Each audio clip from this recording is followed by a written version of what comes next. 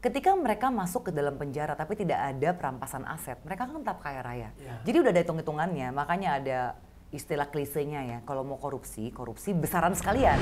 Itu udah ada hitung-hitungannya supaya ketika keluar, habis masa tahanan, itu masih banyak sisanya. Yang masih untuk 7 turunan, tanjakan, belokan, mungkin saya nggak tahu lah. Saya rasa kalau undang-undang perampasan aset ini bisa dijalankan, tentunya kan orang yang sudah masuk suka miskin juga tidak punya amunisi lagi untuk membayar oknum-oknum di lapas.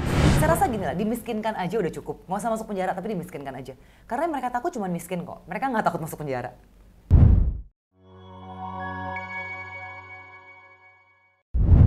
Kali ini pemirsa, kita akan wawancara eksklusif kedatangan tamu seorang tokoh milenial bergender perempuan. Dia pernah jadi presenter, pernah jadi jurnalis, pernah presenter di Metro TV, pernah presenter di RCTI, pernah presenter di RTV, dan dia lulusan Trisakti, bahkan lulus di Universitas Jiao Tong University. Hai Charlie Tanzil. Halo. Apa kabar? Ya, thank you banget udah diundang. Baik, selamat datang di studio Nawacita Politik TV. Kami sangat berterima kasih bisa mampir di studio kami. Kita ini akan mengupas habis perihal perpolitikan 2024. Nah, seorang tokoh muda, tokoh milenial, dengan latar belakang profesi sebagai jurnalis, sebagai presenter, apa kira-kira kenapa mau terjun ke dunia politik praktis? Bisa dijelaskan kepada kita sehingga masyarakat tahu siapa figur-figur yang akan kita dukung untuk 2024. Silakan. Sebenarnya udah saya share di beberapa podcast yang lain ya, tapi nggak apa-apa, mungkin banyak yang masih pengen tahu. Karena sebenarnya setelah jadi jurnalis itu saya sempat vakum 7 tahun. Oh, sempat vakum 7 tahun? Iya, dari redaksi ya. Saya jadi ibu rumah tangga, bantu bisnis kecil-kecilan gitu, bantu suami kecil-kecilan aja lah. Tapi fokusnya itu adalah saya mengurus anak pertama saya, yang kebetulan waktu itu memang butuh perhatian khusus. Tapi karena memang dasarnya biasa kan kalau di redaksi itu adrenalin rush ya, jadi saya berusaha menyibukkan diri di kegiatan komunitas dan akhirnya nyemplung di berbagai organisasi dan ketemu teman-teman relawan Jokowi. Nah di komunitas ini saya merasa ternyata banyak sekali orang-orang yang lebih hebat dari saya yang punya niat begitu besar untuk memperbaiki Indonesia. Nah saya terpanggil di situ. Tentunya kita masih aktif ya berusaha untuk, saya masih menggunakan kewartawanan saya, mantan wartawan gitu dengan pengetahuan saya untuk berusaha bantu orang yang kesusahan, butuh advokasi. Misalnya waktu itu ada ibu yang anaknya mendapatkan pelecehan seksual dari asisten rumah tangga. Nah di situ saya merasakan ternyata hanya dengan title sebagai relawan atau aktivis komunitas nggak cukup. Kita susah untuk membantu orang karena orang yang dibantu pun agak bingung karena ketika berurusan dengan polisi itu kan banyak sekali ya prosesnya. Dan orang kadang butuh support mental, tapi ketika ditanya, maaf mbak siapa ya? Jadi nggak ada atribusi yang kadang cukup kuat. Kadang bingung juga kita untuk menjawab. Nah sementara dulu ketika saya jadi wartawan pun banyak liputan-liputan yang saya handle tidak sampai tuntas. Dan saya tidak puas di situ, saya merasa, loh kita kan sebagai wartawan harusnya we do something gitu. Ternyata memang nggak seperti itu, media yang memang hanya mengikuti alur yang ada, menginformasikan. Karena kita bukan wartawan investigasi, dan kita bukan kuasa hukum, kita bukan lawyer. Betul. Akhirnya beberapa tawaran-tawaran datang ke saya untuk bergabung dengan partai dan saya ingat betul ada seorang tokoh di Indonesia yang sangat saya kagumi. Dia bilang bahwa kalau semua orang baik tidak mau terjun ke dalam sistem, hasilnya adalah sistem dikuasai oleh orang-orang yang tidak baik. Yang selama ini kita tahu mereka memanfaatkan jabatan untuk kepentingan pribadi, mereka korupsi, yang harusnya pajak kita bisa dikelola kalau dengan baik bisa lebih banyak lah untuk membantu masyarakat dengan lebih luas, ternyata itu nggak terjadi kan. Jadi saya terpanggil di situ gitu loh. Saya itu berusaha untuk mendengarkan tokoh yang saya kagumi itu bahwa kita harus berjuang dari dalam sistem. Kebetulan memang waktunya timingnya pas, Tuhan kasih ya. Jadi anak saya juga udah beranjak lebih mature umurnya dan ketika saya tanya ke suami mengizinkan karena kita udah berpikir beberapa tahun sebenarnya. Dan tawaran ini sebenarnya ada sejak 8-9 tahun lalu sih sebenarnya dari PSI baru mau dibentuk tuh saya sebenarnya udah dapat tawaran tapi waktu itu masih pikir-pikir ya. Saya masih skeptis. Saya skeptis dengan kondisi politik di Indonesia, apalagi sebagai wartawan, exposure saya adalah bertemu dengan pejabat yang kebanyakan kebetulan karena saya dulu membawakan dialog Polhukam, politik Oke. hukum dan HAM, juga ekonomi dan ya lebih banyak kasus-kasus hukum lah. Saya lebih banyak itu mewawancarai narasumber yang akhirnya terkena kasus di KPK. Nah, itu yang membuat Ya, jadi saya agak pada saat skeptis. itu. Tapi saya melihat pergerakan dan perjuangan bagaimana Sis Grace Natali yang pada saat itu ketua umum lalu menjadi wakil dewan pembina kita, perjuangannya saya lihat konsisten. Jadi saya terpanggil untuk membantu mereka. Jadi sebenarnya tujuan awalnya itu ketika gabung bukan untuk jadi caleg, tapi membantu pergerakan partai ini karena ini partai baru, mereka butuh banyak uluran tangan, banyak bantuan supaya mereka bisa lebih besar lagi dan mewujudkan ide-ide dan gagasan yang mereka perjuangkan. Ya, karena kondisi saya lihat pada di partai Sis Charlie Tansil Bernaung sekarang ini kan rata-rata masih muda-muda. Nah, kalau biasanya kan partai politik itu identik dengan harus ada yang namanya logistik yang luar biasa. Tapi bagaimana mungkin PS ini bisa berkembang kalau misalnya logistiknya sendiri minim gitu? Karena rata-rata kita tahu selama ini pemegang partai itu adalah entrepreneur dan pemangku kepentingan. Bisa dijelaskan ke kita sebagai ketua DPP PS ya, membidangi apa sekarang? Saya sekarang membidangi komunikasi antar lembaga dan bidang luar negeri. Oke. Ya, kalau terkait logistik, memang kalau dibandingkan dengan partai lain kita termasuk yang paling kecil. Makanya ada julukan Partai Sosial Media Indonesia. Oh, Partai Sosial Media Indonesia, karena seperti memang- pergerakannya di medsos. Ya, karena kita nggak punya uang kalau misalnya. Yang paling efektif itu kan sebenarnya TV Ads ya. Ya. TV Ads lah. Dan ya kita tahu lah sekarang partai apa yang memegang TV Ads kan. Ya. Dan kita memang tidak punya privilege itu. Tapi zaman sekarang karena zaman berubah, ada harapan untuk orang-orang yang logistiknya kecil tapi punya ide dan gagasan yang baik karena sudah terbuka yang namanya sosial media. Dan sosial media itu sangat cair, sangat honest, sangat jujur apa adanya. Dan netizen akan menilai.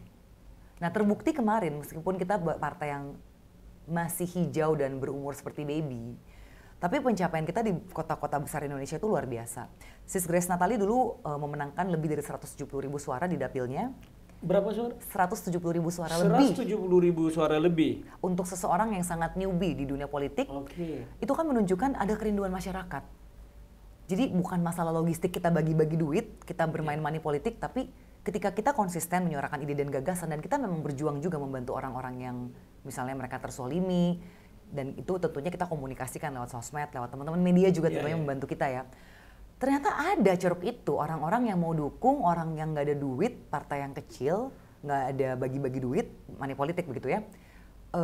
Ada dukungannya ternyata besar. Nah, itu kan kita berbicara di kota besar. Artinya jangkauan daripada jaringan internet sekarang by digital, tapi kan masalahnya kalau di daerah-daerah terpencil misalnya yang notabene tidak terjangkau dengan apa yang kita maksud tadi, butuh logistik di sana. Karena saya tahu di DKI sendiri kalau nggak salah ada 8 kursi ya? Kita 8 kursi, tapi ada satu yang di PAW kan. Oh, ada yang satu di PAW. Iya. Nah, bagaimana dengan di daerah-daerah pelosok yang notabene ya, termasuk masalah jaringan internetnya belum dapat sehingga informasi tentang PS-nya tidak sampai kepada mereka. Iya, ini sebenarnya jadi PR juga ya. Kita kan sudah mengalami 1 kali pemilu, sudah menjadi bahan review untuk kita, dan kita udah godok. Jadi memang sejak selesai pemilu kemarin, dan memang kita kan terhambat dengan adanya pandemi ya. Pandemi tentunya semua slowing down gitu loh, termasuk PSI juga. Tapi setelah udah hampir setahun ini udah istilahnya udah semi lepas pandemi, dan beberapa waktu yang lalu Pak Jokowi juga sudah mengatakan udah nggak pandemi status Indonesia. Kita sebenarnya udah mulai gaspol dengan struktur kita di daerah tingkat 1 dan 2. Jadi kita memang sadar bahwa ya ada tempat-tempat yang internetnya masih tidak seperti kita yang di kota besar, apalagi yang dikorupsi nih BTS-nya. Ya, jadi memang kasihan lah ada teman-teman yang warga masyarakat yang jauh di pelosok sana masih kurang. Tapi memang secara survei penggunaan sosial media di Indonesia itu salah satu yang terbesar di dunia. Oh, sangat terbesar di dunia, salah satu ya. Nah, kondisinya kan kalau nggak salah di klausul ada RT di PSI itu yang bisa jadi kader atau mungkin bisa nyalek belum pernah terdaftar di partai lain.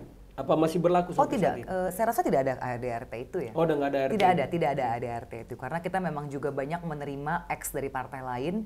Karena gini, politik itu kan bertumbuh ya, seseorang visi misi pribadinya. Dan banyak sekali orang yang mungkin tergerak melihat bagaimana PSI yang selama ini konsisten. Jadi ya harus kamu akui memang ada beberapa orang yang pindah partai ke kami. Jadi mereka meninggalkan partai lamanya selama secara pencatatan di KPU dia tidak double. Itu bisa menjadi caleg kami. Menjadi kader ataupun caleg kami. Tentang ada beberapa kader yang notabene di PSI itu cukup diperhitungkan, termasuk misalnya Mr. Ernest ya?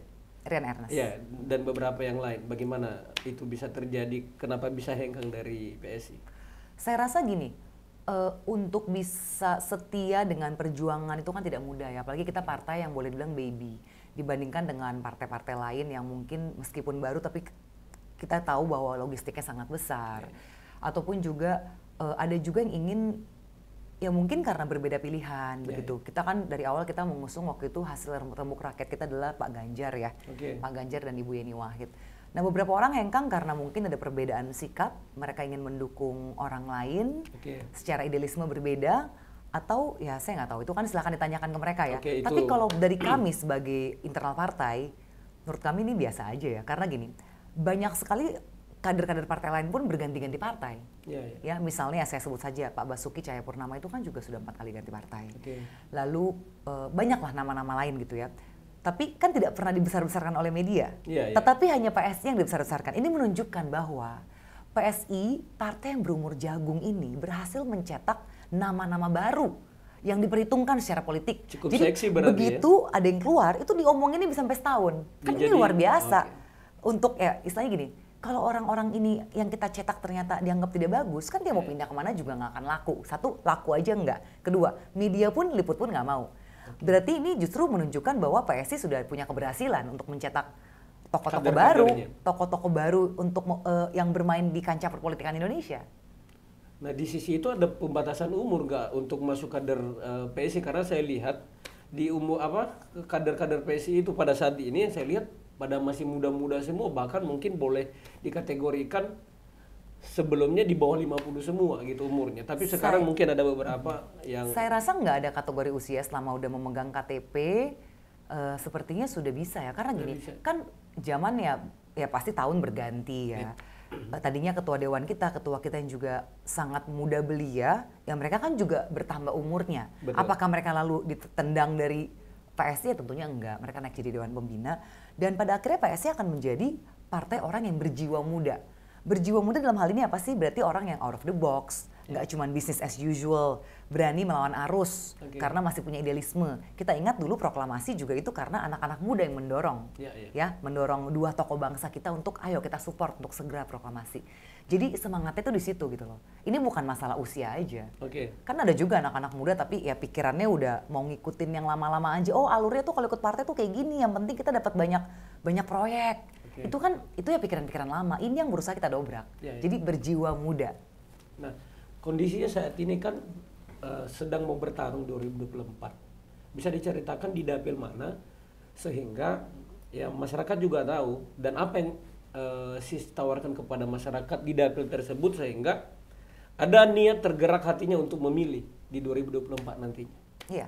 Saya nanti akan maju dapil DKI 3, itu mencakup wilayah Jakarta Barat, Jakarta Utara, dan Kepulauan Seribu. Yang akan kami tawarkan secara kepartaian kita nih sekarang lagi gencar-gencarnya, kita berusaha untuk masyarakat mendukung kita agar perjuangan kita yang menurut saya sangat penting ini untuk orang Indonesia ya. Kita menginginkan BPJS Kesehatan gratis. Karena saat ini BPJS Kesehatan masih masuk sistem iuran keanggotaan. Dan dari data kami, ada sekitar 40%-an itu kasus yang ditolak. Karena tidak lengkap administrasi, keanggotaannya bermasalah. Itu sekitar 12.000 kasus. Berapa kasus? 12.000 kasus. Nah, jadi terbayang ya. Jadi memang saat ini sudah ada Kartu Indonesia Sehat. Itu khusus DKI? Enggak, untuk seluruh Indonesia. Seluruh Indonesia? Iya. Jadi nanti ide kami adalah kami ingin mendorong untuk tidak usah sistem iuran lagi, tapi memang langsung dari pajak kita akan perbaiki komponennya, hitung-hitungannya ada. Lalu kita berusaha untuk kartu BPJS itu berlaku nasional bukan regional. Karena kita tahu banyak sekali misalnya orang berpindah tempat tinggal dan domisili karena memang dia mendapat pencarian di situ. Betul. Dan akhirnya tidak bisa tercover karena ya dia kan berarti harus pindah apa segala macam. Sementara paling cepat itu untuk mengurus administrasi seperti itu sekitar 7 hari. Itu pun kalau kepala dinas sudah turun tangan. Apakah bisa kepala dinas mengawal 100 kasus per hari aja kan nggak masuk akal. Jadi semangat kita sih seperti itu ya, karena kita hitung-hitungannya gini. Kalau ada niat untuk adanya jaminan kesehatan secara sosial merata kepada semua orang dan kita kawal pemberantasan korupsi, harusnya uangnya ada. Jadi sebenarnya kan ini masalah ya efektivitas dana aja, asal dananya jangan dikorupsi, ini ada harusnya. Makanya kita juga secara berbarengan kita juga mendorong undang-undang perampasan aset dan undang-undang pembatasan uang kartel. Karena undang-undang pembatasan uang kartel ini berkaitan erat dengan celah-celah untuk terjadinya politik uang. Berarti itu PSI salah satu concern ya masalah undang-undang perampasan aset itu? Oh sangat, dan ini sudah sejak berbulan-bulan lalu kita kampanyekan. Karena sebenarnya ini kan juga salah satu agenda dari Pak Jokowi ya. Pak Jokowi udah berkali-kali mendorong, tapi kalau dicek di website, saat ini di website DPR itu tidak masuk prolegnas. Jadi bukan priority utama. Ya. Jadi kami meskipun kami berada di luar parlemen, di luar Senayan, tapi kami partai politik dan kami juga punya simpatisan, punya pendukung, kita punya sosial media. Kita berusaha terus mengawal ini supaya teman-teman di DPR terketuk hatinya dan maulah membuat ini menjadi skala prioritas. Apalagi Pak Jokowi juga udah bicara berapa kali kan ya. Ada bisa di Google pidato-pidato Pak Jokowi, dan juga masyarakat ini harus kita edukasi lagi bahwa ya sebenarnya koruptor itu nggak takut. Kalau hukum pidana badan aja nggak takut. Betul. Dikenakan rompi orangnya yang dulu kan istilahnya untuk mempermalukan mereka ya. Tidak terjadi. Ternyata tidak terjadi karena ada koruptor yang bahkan keluar dari KPK, keluar dari tahanan Sukamiskin itu disambut oleh misalnya mantan mahasiswanya. Say hello gitu. Ya, bikin tumpengan ucapan syukur dan disambut dan diglorifikasi seakan-akan pahlawan berpulang perang. Atau bahkan ada beberapa yang juga membuat autobiografi, dan autobiografinya malah dengan bangga mengatakan bahwa ya rompi KPK itu saya modifikasi supaya keren. Jadi ya berarti kan tidak menunjukkan ada efek jera di sini ya. Betul. Mereka selalu berusaha memelintir bahwa saya korban politik. Jadi seakan-akan menaikkan derajatnya bahwa mereka adalah tahanan politik. Padahal kan tahanan korupsi ini pencuri ini. Jadi jangan disamakan, ini kita terus edukasi masyarakat. Bahkan elektabilitasnya bisa naik lagi nanti ketika keluar. Iya kan katanya kan kalau masuk Sukamiskin itu istilahnya ambil master degree. Oh, ambil master degree. Ya, karena networknya bertambah, mungkin yang koruptor dari daerah kecil bisa bergabung dengan melihat koruptor-koruptor yang dari wilayah pemerintahan pusat. Jadi networknya bertambah, mungkin modus-modusnya juga mereka bisa tukeran modus. Ya saya nggak tahu lah. Cuman itu banyak informasi dari beberapa orang yang pernah di Sukamiskin ya. Saya nggak bisa sebut namanya, tapi informasinya seperti itu. Tapi berbicara masalah Sukamiskin, artinya yang saya tahu dan banyak informasi kalau di Sukamiskin itu bisa buat satu negara karena di sana ada mantan menteri, ada mantan ketua partai, beberapa bupati wali kota, gubernur, dan itu pernah saya konfirmasi dengan salah satu kalapas pada saat itu. Dia ngomong ke saya, iya benar Pak, apa yang disampaikan masyarakat itu ya bisa berdiri suatu negara di sini karena kadang-kadang bagaimana membina mereka sebagai petugas lapas itu justru mereka yang menguasai karena mereka jauh lebih pintar, ada profesor, sementara yang jaga lapas cuman tamatan SMA. Kadang-kadang pegawai lapasnya sendiri justru yang ikut arus perihal bisa didoktrin mereka oleh bapak-bapak yang ada di sana, gitu, yang lagi ngambil double degree kalau nggak salah. Ya itu makanya gini, ketika mereka masuk ke dalam penjara tapi tidak ada perampasan aset, mereka kan tetap kaya raya. Ya. Jadi udah ada hitung-hitungannya, makanya ada istilah klisenya ya, kalau mau korupsi besaran sekalian, yang gede sekalian jumlahnya, supaya sudah ada hitung-hitungannya untuk bayar oknum-oknum di lapas, oknum-oknum hukum, oknum-oknum aparat. Nah, itu udah ada hitung-hitungannya supaya ketika keluar habis masa tahanan itu masih banyak sisanya, yang masih untuk 7 turunan, tanjakan, belokan, mungkin saya nggak tahu lah ya. Cuman ya itulah sekarang ironisnya begitu ya. Saya rasa kalau undang-undang perampasan aset ini bisa dijalankan, tentunya kan orang yang sudah masuk Sukamiskin juga tidak punya amunisi lagi untuk membayar oknum-oknum di lapas. Begitu. Berarti dimiskinkan sekalian karena di Sukamiskin. Kalau saya malah gini ya, bahkan kalau perlu nggak usah tahanan badan. Nggak perlu negara itu supaya nggak usah capek-capek mesti ngurus akomodasi mereka, makan tidurnya mereka. Makanan itu kan mahal. Saya rasa gini lah, dimiskinkan aja udah cukup. Nggak usah masuk penjara, tapi dimiskinkan aja. Karena mereka takut cuma miskin kok. Mereka nggak takut masuk penjara. Itu jauh lebih efisien barangkali ya. Kalau misalnya daripada dia dimasukin penjara tapi ngabisin anggaran negara juga karena makan mereka di sana. Iya, jadinya kan hanya akan memindahkan anggaran yang sudah mereka korupsi itu masuk kantong oknum-oknum baru. Siap. Nah, tadi berbicara masalah kabinet Jokowi. Di sana ada tokoh-tokoh perempuan yang notabene itu menurut Mbak Sheryl Tanzil, ada Menkeu, ada Mensos, ada Menlu, ada Menaker, ada Menteri Lingkungan Hidup, ada 5 orang perempuan di sana. Bagaimana menurut si Sheryl Tanzil perihal kelima orang ini? Apa bisa jadi panutan? Dari yang 5 orang itu yang saya sudah bertemu langsung dan pernah saya wawancara pada saat saya masih menjadi wartawan ya. Itu adalah Ibu Sri Mulyani dan Ibu Retno. Iya. Tentunya kita sangat kagum lah ya, karena kita lihat G20 itu ada 2 perempuan yang begitu powerful dari Indonesia, yaitu Ibu Sri Mulyani dan Ibu Retno Marsudi. Dan Ibu Retno tuh saya salutnya gini, dia itu kan terkenal dengan soft power diplomacy. Soft power diplomasi itu Ibu Menlu? Iya, itu Ibu Retno. Jadi beberapa kali saya dulu diundang di acara-acara Kementerian Luar Negeri, itu yang dimajukan oleh Ibu Menteri kita, soft power diplomasi. Dan saya rasa ini sangat bagus ya, karena sesuai dengan sifat ketimuran Indonesia, tapi soft tapi ada powerful, karena bagaimanapun juga Indonesia sudah menjadi negara besar ya. Betul. Yang sudah diperhitungkan lah oleh negara-negara dunia. Lalu ada Ibu Sri Mulyani, saya juga salut sekali dengan Ibu SM ini ya, karena begini loh, banyak sekali negara-negara besar itu tertati-tati menjalani masa COVID, tapi di tangan Ibu Sri Mulyani toh kita nggak kedodoran. Ya tentunya tetap sempat susah ya. Mungkin banyak pemirsa, tapi duit susah waktu itu. Ya pasti itu COVID bro gitu. Di itu seluruh COVID, dunia mengalami. Itu logistik semua ada masalah gitu loh. Ya kita tahu lah yang seperti misalnya ada info kontainer-kontainer semua numpuk di Amerika. Tiongkok juga udah lockdown habis sebenarnya. Sementara hampir semua barang retail itu kan di Tiongkok. Tiongkoknya aja lockdown. Tapi dengan uang yang kita nggak sebanyak national reserve-nya Tiongkok, kita bisa bangkit dan nggak terlalu terjerembab dengan invasi gila-gilaan kan. Yang kita takutkan tuh nggak terjadi gitu loh. Padahal tahun 2019 sebelum COVID terjadi, saya ingat sekali 2019 itu saya masih sering diundang jadi moderator di acara Priority Banking. Jadi biasanya perbankan-perbankan itu biasanya mengadakan gala dinner untuk proyeksi 1 tahun ke depan ekonomi dunia seperti apa. Itu sudah ada ketakutan 2019 ya, dan COVID itu 2020 Maret di Indonesia berlockdown. 2019, sejumlah ekonom dan pengamat-pengamat itu sudah mengatakan bahwa 2020 akan menjadi tahun yang sangat susah. Akan sangat harus kerja keras Ibu Sri Mulyani karena memang diprediksi akan ada penurunan pertumbuhan global. Dan Indonesia ini kan sangat terpengaruh dengan pertumbuhan Tiongkok dan global, ya, apalagi Tiongkok begitu. Dan ternyata ya kita ya sampai di posisi yang saat ini menurut saya sudah cukup bagus. Kita juga bahkan sudah vaksin aja berhasil ya, rata-rata orang sudah divaksin 3 kali, bahkan 4. Negara lain mungkin ya baru 2 kali aja udah susah mungkin ya. Saya salut lah dengan 2 perempuan kedua ini figur itu ya. Iya, betul. Ya, artinya pada saat kita lagi dilanda COVID dan kedua G20 kemarin kan.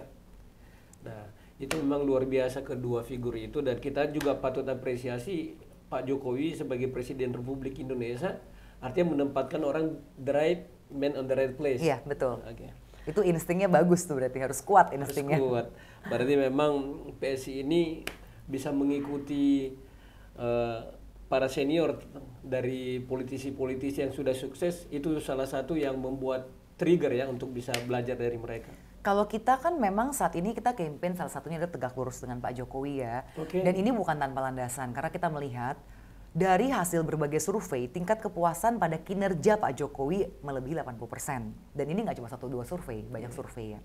Ini menunjukkan berarti publik itu puas dengan kinerja presidennya. Dan kita melihat seperti misalnya undang-undang perampasan aset itu kan juga Pak Jokowi ya yang mendorong, dan kita support. Lalu juga ada mengenai bagaimana supaya Indonesia ini bisa pemerataan, nggak cuma pembangunan di area barat Indonesia aja, tapi timur juga kita sapa ya. Dan tentunya juga dengan ide besar tentang IKN. Gitu loh. Bagaimana kita harus membuat suatu kota baru supaya ya aktivitas ekonomi bisa juga terbagi ke daerah Kalimantan dan sekitarnya tentunya ya. Jadi kita benar-benar salut sih dengan bagaimana Pak Jokowi memimpin selama 2 periode ini.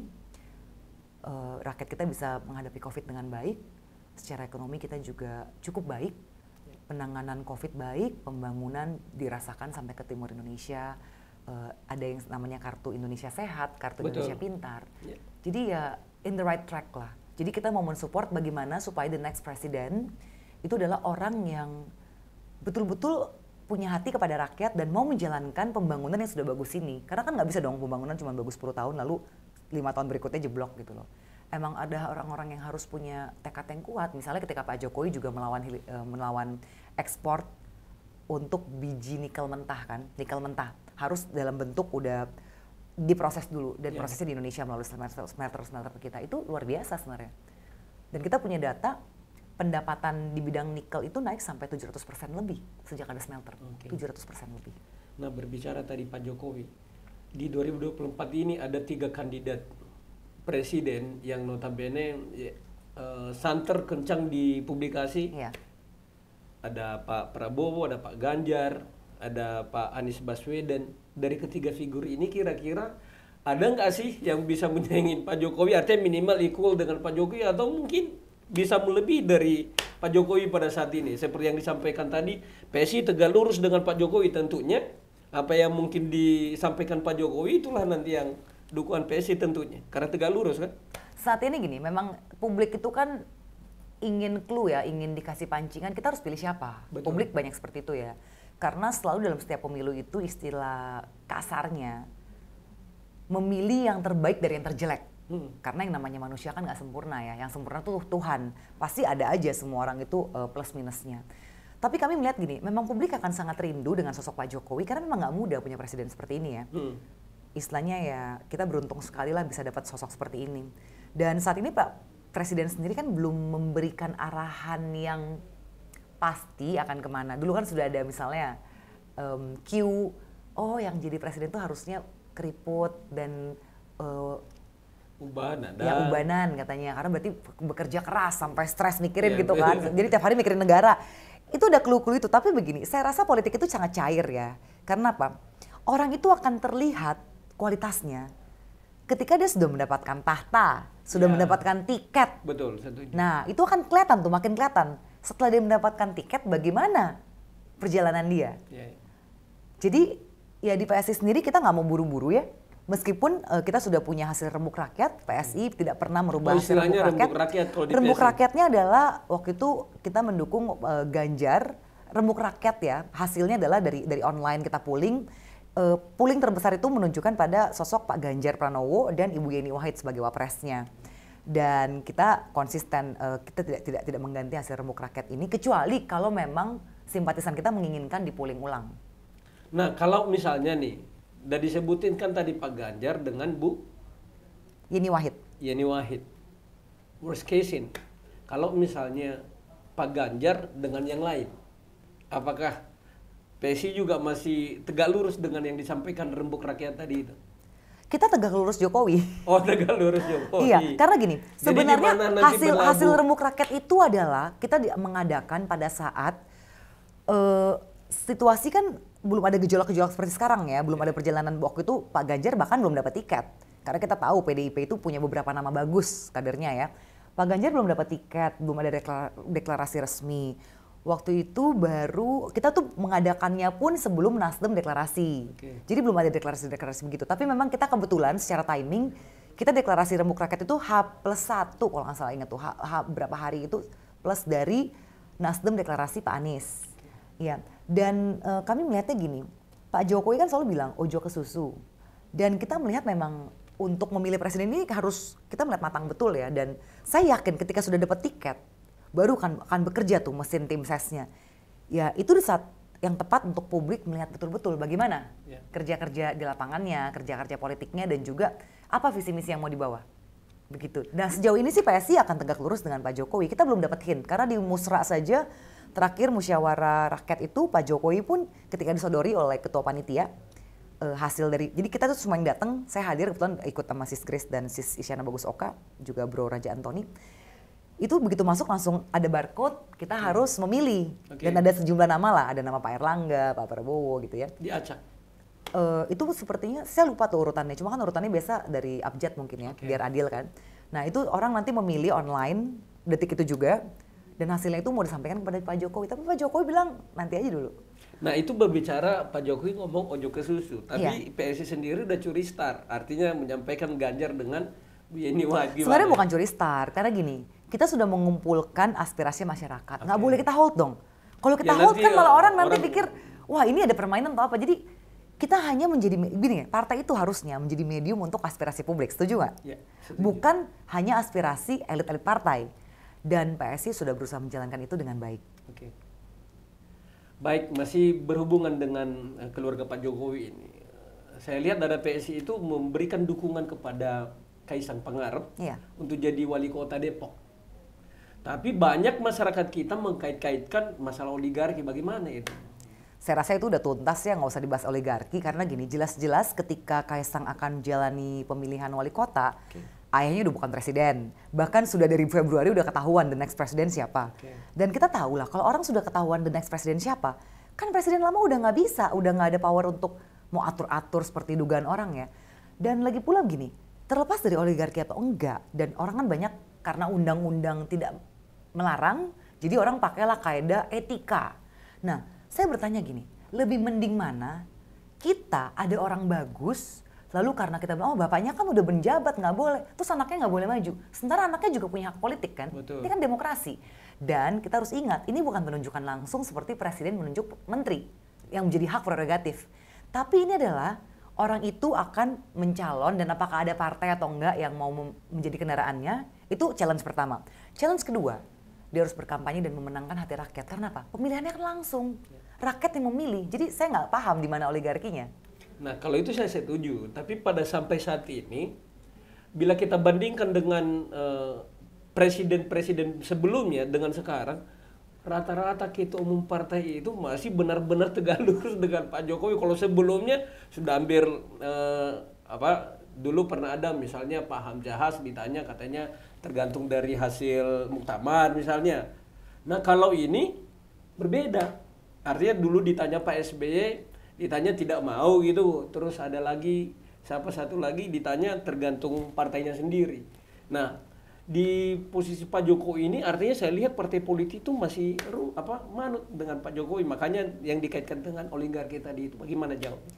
Saya rasa bukan oligarki ya, tapi gini, ini adalah keberhasilan wibawa seorang presiden, seorang sosok. Ya orang berpikir bahwa dia memang bisa leading, dia good leader, pilihan-pilihannya logis dan membawa kemaslahatan yang baik untuk masyarakat, as simple as that. Kalau dia nggak bagus, misalnya dia ada dugaan hanya mementingkan kelompoknya, apa mungkin partai-partai lain mau dukung dia? Saya rasa nggak. Kan partai-partai ini kan semua udah partai-partai mature ya, jauh di atas PSI, partai-partai lama mereka. Dan juga dengan tokoh-tokoh hebat di dalamnya. Jadi saya rasa ini bukan oligarki, tapi ini hanya kita melihat, ya mereka juga melihat hasil jejak pendapat pasti. Betul, survei begitu tinggi, 80% yang mendukung dan suka puas dengan kinerja Pak Jokowi. Jadi partai juga pasti kan menghitung-hitung ini. Kalau PSI sih jelas, kita merasa DNA kita yang anti intoleransi dan anti korupsi ini sejalan dengan Pak Jokowi. Jadi kita merasa orang ini patut kita dukung. Karena banyak sekali pasti serangan-serangan yang ingin menjatuhkan Pak Jokowi dan berusaha untuk yang memperburuk citra Pak Jokowi ya, yaitu dengan menyerang program-programnya. Sebenarnya programnya ini menurut PSI adalah program-program yang sangat baik untuk masyarakat. Baik, terima kasih banyak. Saya rasa udah cukup. Silakan berikan closing statement, termasuk kepada para pemilih di Dapil Sis Sheryl nanti. Berikan semangat kepada mereka agar mereka bisa mendukung PSI di Dapil dan untuk di Indonesia tentu. Iya, terima kasih. Pasti banyak ya yang bingung karena mereka akan berusaha menjatuhkan pilihan partai, bahkan memilih partai itu berdasarkan siapa yang diusung presidennya. Menurut saya silakan mulai dari sekarang kita perbesar lagi knowledge kita, ilmu kita tentang politik. Tidak harus berpolitik praktis, tapi jangan buta politik karena hak suara kita semua ini akan menentukan masa depan bangsa ke depan. Saya udah mulai dengar ada yang, aduh saya nggak mau pilih ini, nggak mau pilih ini, jadi saya karena kepepet saya golput aja. Dan kita tahu ya suara-suara golput itu yang akan dicuri dan dimainkan oleh oknum. Jadi sebenarnya golput itu adalah suara jadi justru yang bisa dicuri oleh oknum-oknum tidak bertanggung jawab. Jadi ya ini masih ada waktu, kita pemilu 14 Februari 2024. Silakan di-browse siapa-siapa saja yang akan maju untuk DPR, DPRD tingkat 1 dan 2, juga presidennya. Kita awasi bersama dan yang penting jangan sampai golput. Baik, terima kasih banyak. Semoga apa yang diprogramkan, dicanangkan oleh si Sheryl sendiri dan tentunya PSI untuk keseluruhan bisa mendapatkan sesuai dengan ekspektasi. Terima kasih, mohon dukungannya juga supaya Baik. perjuangan kita untuk BPJS non-contributory tidak perlu keanggotaan lagi, ini bisa tercapai untuk semua masyarakat. Baik, terima kasih banyak atas wawancara eksklusif yang kami sempatkan dengan si Sheryl. Biarlah masyarakat kita yang memilih. Silakan browsing seperti yang disampaikan tadi itu, jangan beli kucing dalam karung. Selamat sore. Terima kasih, Bro Terima kasih. Cornelius.